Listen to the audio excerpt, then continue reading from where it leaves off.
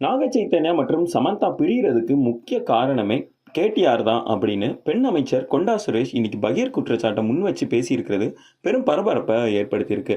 கொண்டா சுரேகாவோட இந்த குற்றச்சாட்டை அதிரடியா மறுத்த நடிகர் நாகார்ஜுனா அமைச்சர் தனது கருத்தை உடனடியா வாபஸ் வாங்க வேணும் அப்படின்னு எச்சரிக்கையும் விடுத்திருக்கிறாரு.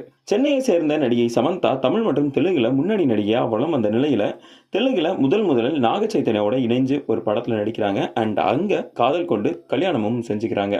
2017ஆம் ஆண்டு திருமணம் செஞ்சு கொண்ட பிறகு திருமணமாகியும் நாக சைத்தன்யாவுக்கும் சமந்தாவுக்கும் இடையே திடீரென விரிசலும் ஏற்பட தொடங்கிச்சு.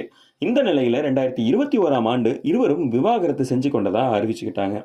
நடிகை சமந்தா நாக சைத்தன்யாவை பிரிஞ்சு தனியா வாழ்ந்து வந்த நிலையில திடீரென மயோசைட்டிஸ் அப்படின்ற ஒரு அரிய வகை நோயால பாதிக்கப்பட்டு ஏகப்பட்ட பிரச்சனையை சந்திச்சு வராங்க.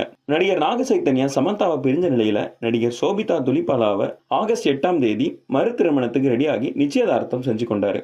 நாக சைத்தன்யா மற்றும் சமந்தா விவாகரத்துக்கு ஏகப்பட்ட காரணங்கள் சோசியல் மீடியால பலரால அடுக்கப்பட்டு வந்தது. இந்த நிலையில முன்னாள் அமைச்சர் கேடிஆர் தான் சமந்தா மற்றும் நாக சைத்தன்யா இருவரும் விவாகரத்து செஞ்சு கொண்ட மிக முக்கியமான காரணம் அப்படின்னு தற்போதைய அமைச்சர் கொண்டா சுரேகா திடீர்னு ஒரு குற்றச்சாட்டை முன் வச்சிருக்கிறாங்க. அரசியல் பக்கமே வராத சினிமா நடிகர்களான நாக சைத்தன்யா மற்றும் சமந்தாவோட தனிப்பட்ட வாழ்க்கை தங்களோட சுய பழிவாங்கலுக்காக அரசியலுக்காக கொண்டா சுரேகா பயன்படுத்தி இருக்கிறாரு. அவர் வச்சிருக்கிற இந்த குற்றச்சாட்டு முற்றிலும் பொய்யானவை. உடனடியா அவர் தனது பேச்சை வாபஸ் வாங்கணும் அப்படின்னு நடிகர் நாக சைத்தன்யாவோட அப்பாவும் நடிகருமான நாகார்ஜுனா ட்வீட் செஞ்சு எச்சரிக்கை விடுத்திருக்கிறாரு. சமீபத்தில் நாகார்ஜுனாவுக்கும் சோபிதா துலிபாலாவுக்கும் நிச்சயம் செய்து வைத்திருக்கிற நாகார்ஜுனா அடுத்த ஆண்டு 2 பேருக்கும் திருமணம் செஞ்சு வைக்கிறதுக்கு திட்டமிட்டிருக்கிறதா தகவல் வெளியாகி இருக்கு.